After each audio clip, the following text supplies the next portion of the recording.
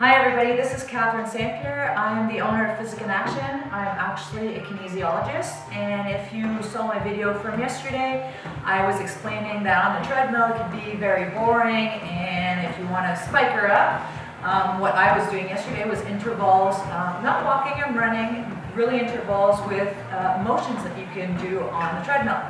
I explained that we were doing crisscrosses and also a motion that I call the bubble gum. I'll show you that in a bit, and also backwards walking. So we're gonna show you how to do this.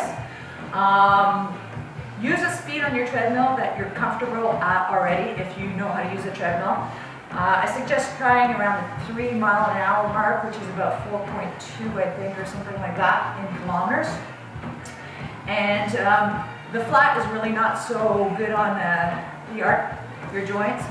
So what you want to do is you want to try to elevate it about 5 incline. Once you get good, you can speed this up, and you'll be also able to really spike up the incline. I usually do it at 4:15, so it gives you some kind of a clue how much you want to work. So you're going to start off by a normal walk. All your intervals should be, start with 1 minute, try to achieve 1 minute, and then as you get better, you can go 2, 3, 4, 5 minutes if you like. Usually after 2 you feel it. So, grab the treadmill, basically for balance more than anything else. We're going to start with a crisscross since we've already been walking straight. Crisscross, you're going from one side of the treadmill to the other, going opposite direction, obviously. Try to be careful with your foot. You want to make sure that you're not going in or out when you're walking. It's really bad for your joints, your hip joints. So what you want to try to do is you want to try to stay your foot as straight as possible, facing forward. So you're going to do a minute like this, and then resort to a minute normal again. Now as you notice, I wasn't moving too much during my motion. I was trying to keep it steady by holding. And I'm not holding on big grip. It's just basically having something to still legs. Now the bubble gum, you're going to be walking as if you're walking on a white line. You know, like you're doing like a alcohol test or something, you're walking on the line. You want to make sure your feet are one in front of each other, okay? Now what you're doing is you're creating infinities or 8s with your hips. So I'm not sure if you're going to be able to see much on the video. I'm going to keep my hand up. What you're going to do is you're going to exaggerate a twist. Ladies, you're going to love this. Men, we'll love watching you do it, okay? So basically what you're doing is you're doing your 8, left and right, for a minute. So you're working your obliques, you're working your abs, you're working your hips, you're working your butt, and you're working your inner thigh. Now you can exaggerate this by incorporating the shoulders. Men, I definitely want to see you do this. Girls, do it, it's worth it. Then a normal minute, okay? And once you've done your normal minute and caught up your breath, because you'll notice that it's a little bit more exhausting than it would be in a normal situation, we're going to go backwards.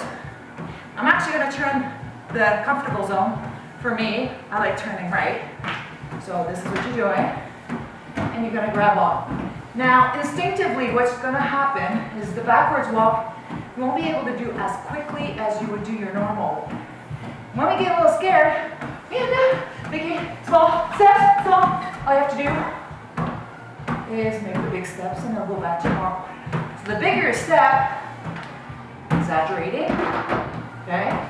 The bigger the step, the more you're working your butt and hamstring, so the lower back gets involved.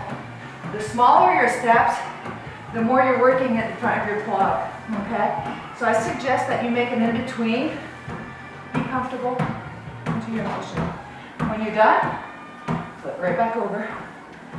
Okay, it's not complicated as long as you start at a speed that's good for you. It works everything. It really spikes your heart rate up. You'll notice if your average walk is at, let's say, 135 heartbeats per minute, then it's probably going to go up to 150. Okay, so be aware that this is going to happen because you're concentrating. Nice spice up. You can elevate. You can elevate. I'll show you what it looks like at 15. Climbing, it's climbing.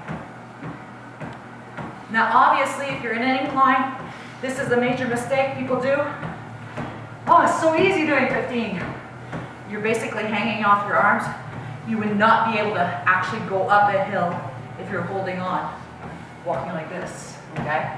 So keep your body upright. Use your strength if you want. Just lean up, don't pull, okay? The higher the incline, the stronger it is. Higher the speed, careful for your inner thighs. I'll give you an example, I'll speed her up. Doing a crisscross, it's hard to finish your step without twisting and getting hurt, okay? Choose something safe. And for now, that's it. Thank you.